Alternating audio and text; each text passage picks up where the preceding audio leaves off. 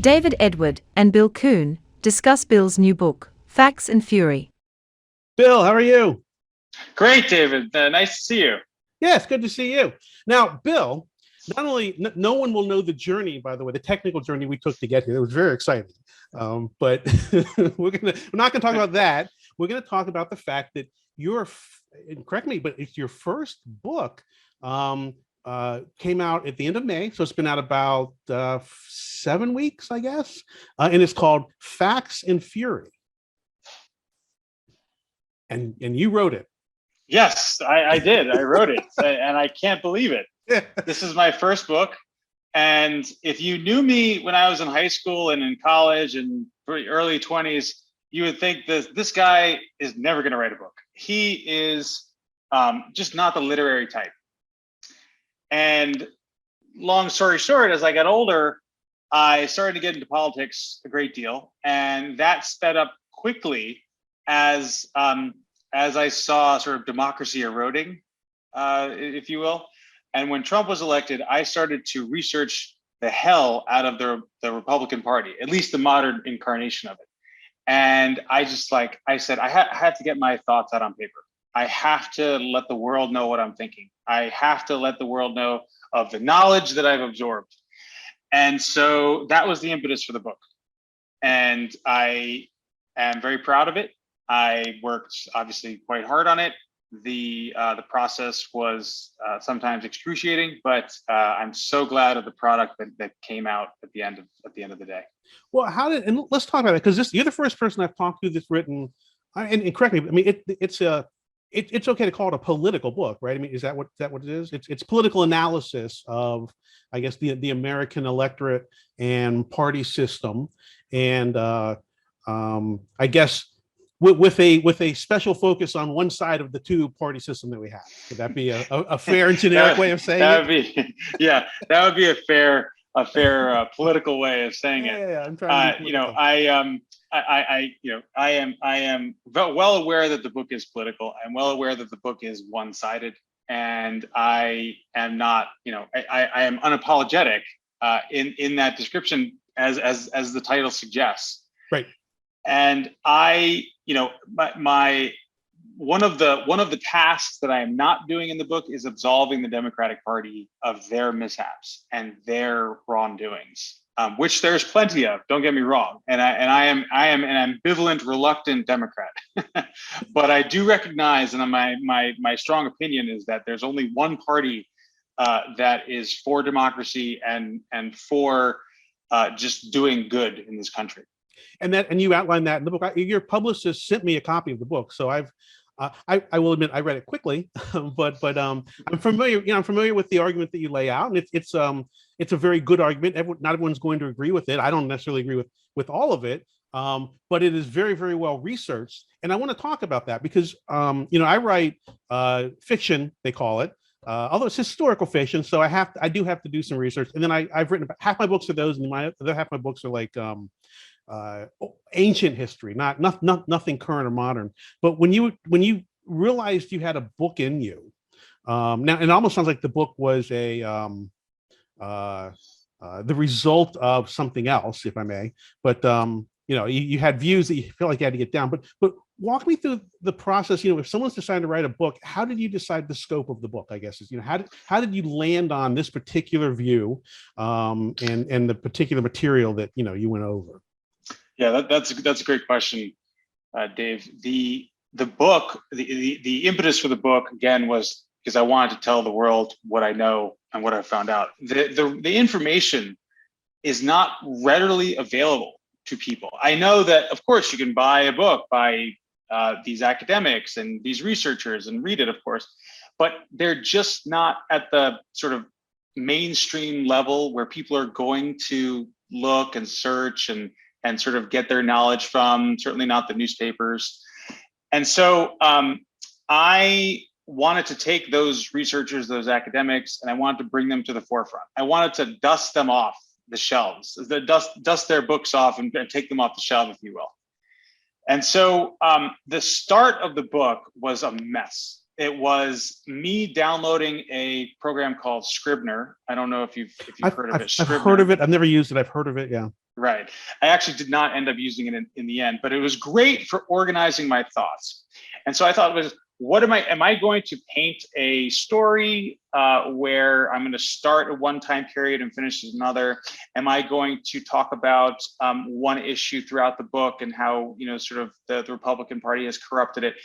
I decided that I wanted to make a book for people who are fairly new to politics and people who sort of need a primer on sort of political history, the modern version of it. And so what I decided to do was, okay, I know a lot about individual topics. I know a lot about Reaganomics. I know a lot about Barry Goldwater. I know a lot about how Republicans sort of pollute the waters when it comes to climate change and abortion and all the issues and how they fearmonger.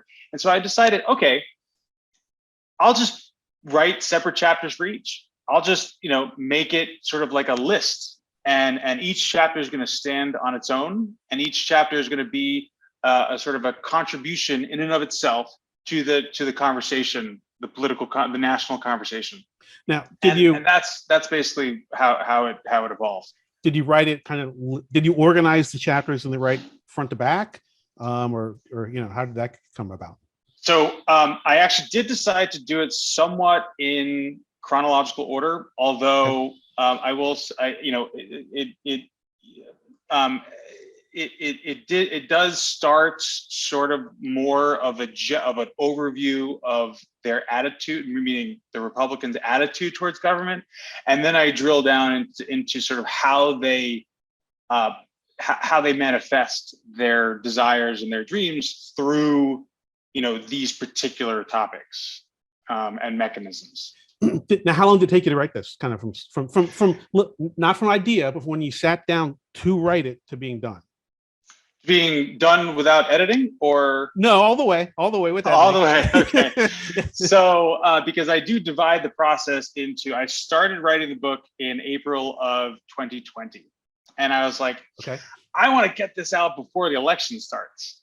Or for the election, which is November 2020. Yeah, God, was fast. Yeah, boy, that would have been the fastest book ever, right? And so I wrote for a summer, because I'm in education by profession, and I just dedicated the summer of COVID to writing the book.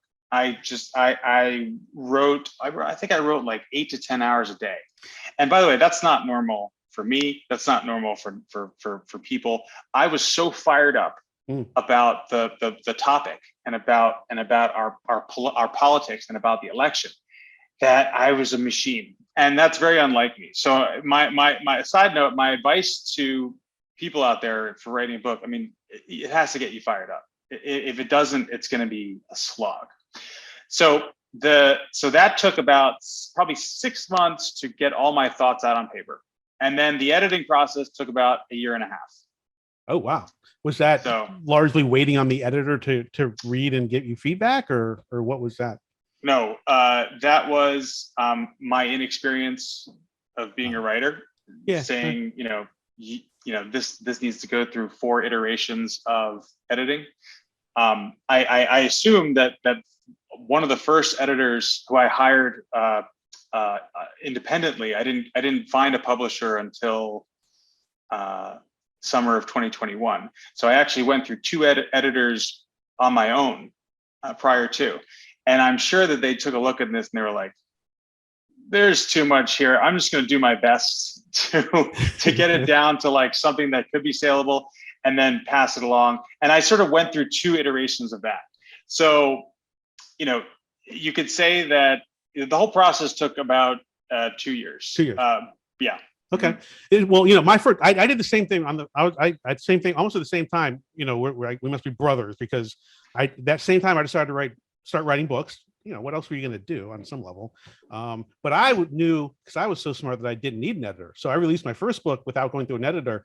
I was very proud of it. Like 65,000 words. It's a big book, but it wasn't really good. It got beat up. So then I went and hired an editor, and it came back with like 48,000 words. I'm like, what the hell is this? It's like a third of it's like 20% of the book.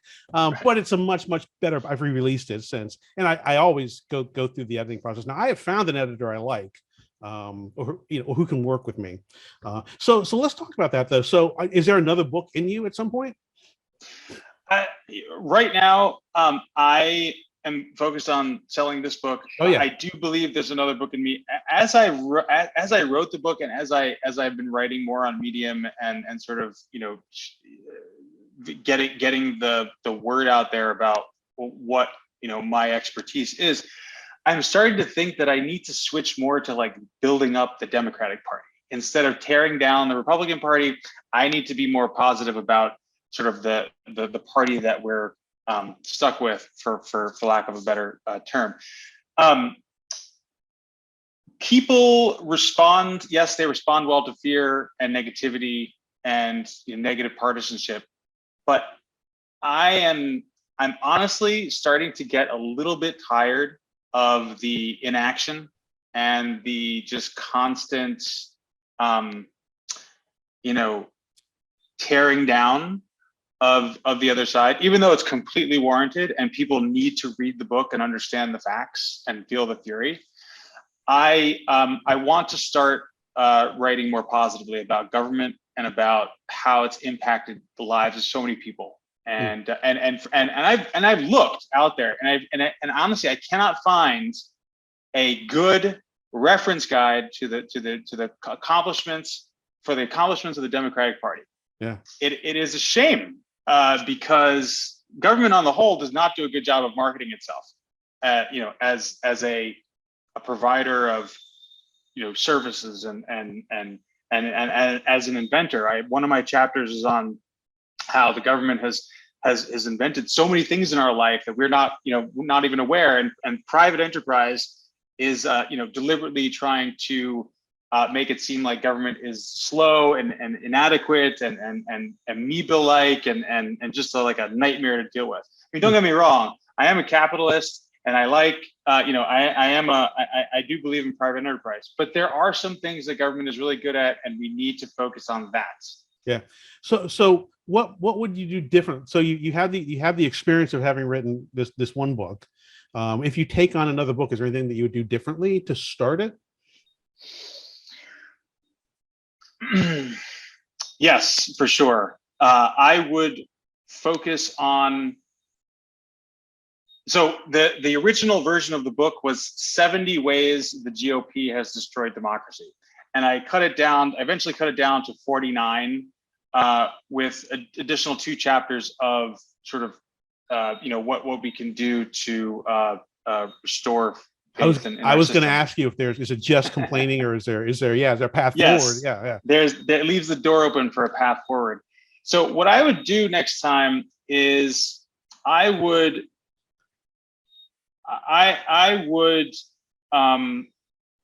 have a better sense of what's important and what's not. I do have a better sense of what people are going to like to read and what they're not going to like to read. And I also have a better sense of how to organize the book. I mean, the original version had so many things wrong with the citations, and I had to go back and do so much fact checking and looking up everything. I mean, it was just a nightmare.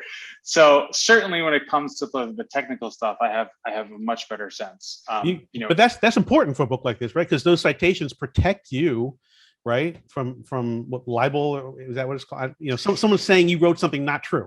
Exactly.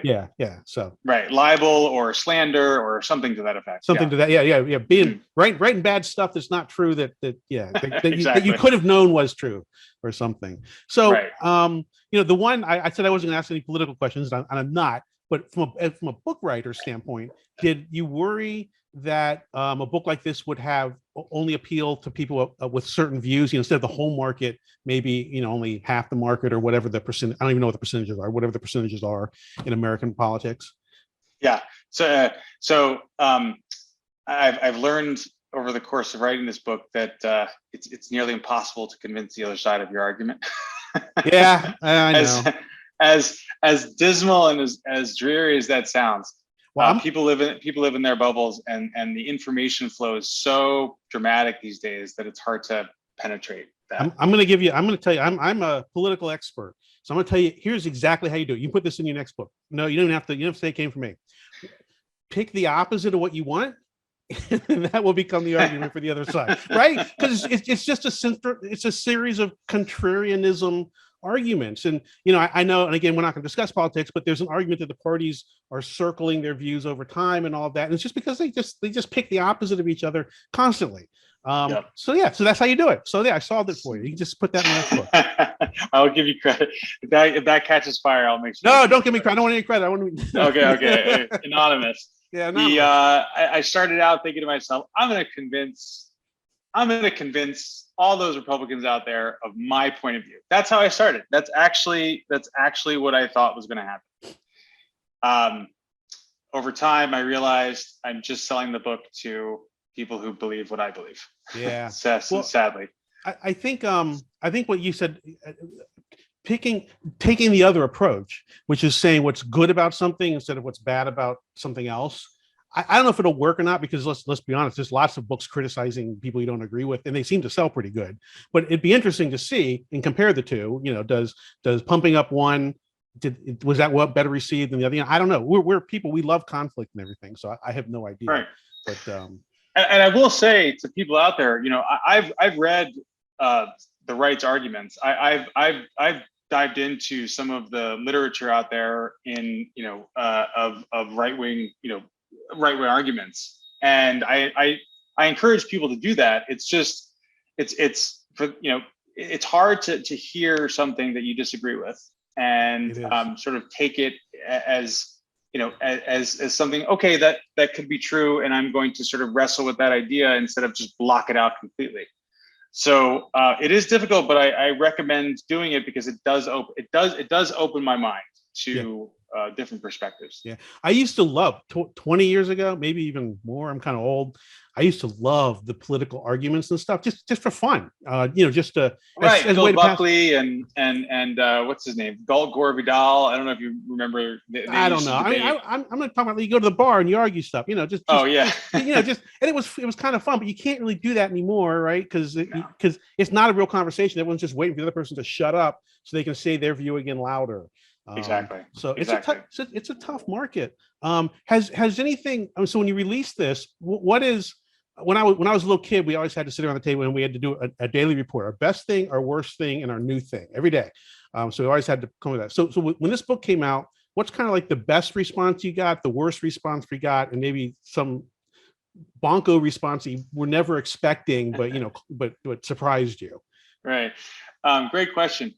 The best response was climbing to number 2 on Amazon's political parties' new releases. That blew my mind. And that's the book. That's the physical book, right? That's the hardback. Physical book, yeah. Yeah, the hardback is selling like crazy. Usually for me, it's all Kindle, almost, like right. 85, 90% electronic and then a little bit of paper, but you're killing it on the physical book chart. Yeah. I was blown up. I was so happy. I mean, did you take a screenshot? Plenty of screenshots. You kidding? Good. Okay. I'm going to frame the screenshot, much to my wife's chagrin. Yeah. But that certainly was the best moment. The worst moment so far has been, the first negative review that I got, and it was that sort of like, whoa. I thought people would sort of not care for it, but it's such a polarizing book, and that you're going to get people who sort of agree with you wholeheartedly, and then people who are so adamant about their side that it's like to be expected.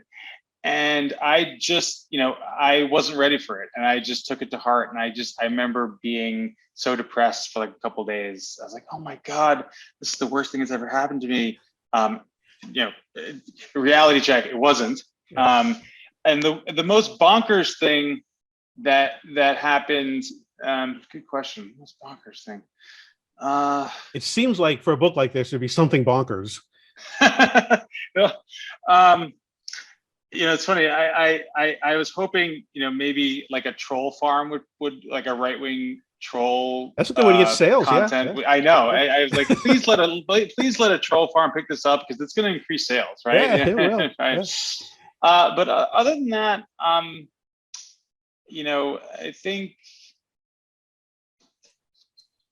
I can't really think of anything bonkers. I hope something happens bonkers because bonkers usually means good sales. Yeah, but good sales with their police either way. Right. That's right. And even that drives sales. So it does. Now I'll tell you, I had the same with my first book, which I said wasn't very good. I put it out and I got some very bad reviews, and I had the same reaction. I didn't want it to, but it really impacted me. And I went to another guy who books I read, and I reached out to him. I didn't know him. He'd written a ton of books, and he was nice enough to respond. And he said, Dave, we all get them. He said, look, my best-selling book has got a ton of bad reviews. He said, look, don't worry, don't let it weigh you down. Understand there's probably some truth in it. So see, don't dismiss it either, but don't take it personally. And I don't take it personally now. And I'm the king of bad reviews. So I'm way ahead of you on bad reviews. And there's some kernel of truth to all of them, but they are, your book, they might criticize just because they don't like the idea versus you or the book or whatever. So you have to wade through that. But yeah, there's value in all feedback, even the bad feedback, and don't let it get you down. It sounds like you've only got sounds like you only got one bad review. So that's and like a few on Amazon and Goodreads, and who knows, like maybe these are hardcore Republicans, and there's no even if it was the best written, most researched book in the world, still like it would get a 1 star, right? Yeah. I mean, I get that. I told you I read Atlantis books about finding Atlantis, which is kind of my politics, and I get the same reviews. I got one lady, she wrote, this guy's he's pompous, the writing is arrogant, he spends half the book patting himself on the back, but he kind of proved his point. But the rest, there's a kernel of truth in there. There's a kernel of truth in there. Well, it's probably all true, honestly. So, anyway, all right. Well, so what advice? So do you regret stepping into the political waters at all? And I'm getting to if someone else wants to do this, and you gave them some advice on the writing process, but is it worth putting yourself out there for a book like this? I had my doubts about, I'm putting myself out there. I'm not going to be, I'm sort of going to be like to tarnish my reputation. I'm going to piss half the people in the world off or in the country off. I do go back and forth with that, but I do rest on the fact that it is a well-researched book, and I'm not just slandering the other side for the sake of slander. And I'm not even slandering. I'm presenting facts and sort of making comments around it and building, filling in the blanks for people. So, whereas yes, it's a polarizing book, but at the same time, there's nothing that I say that's not true and that's totally insulting. And I do encourage I make it a point in the book to make it about the congressional Republicans and the sort of radical rich financial sponsors like the Koch brothers and the Wilkes brothers and so forth and so on. So I don't make it about the electorate. I have more in common with Joe Republican, that I do with elected, Republican. Way more. We want the same things out of this country that most people do, right? I agree with so many people on so many issues. It's just the divisiveness and the polarization that comes from the leadership in the party is where my gripe is with. I'm going to ask you a political question. I can't resist. I've got you. Please, go for it. Talk to you. So I think they're all crooks. I don't see parties. I just see a bunch of crooks. What do you think about term limits for the congressman?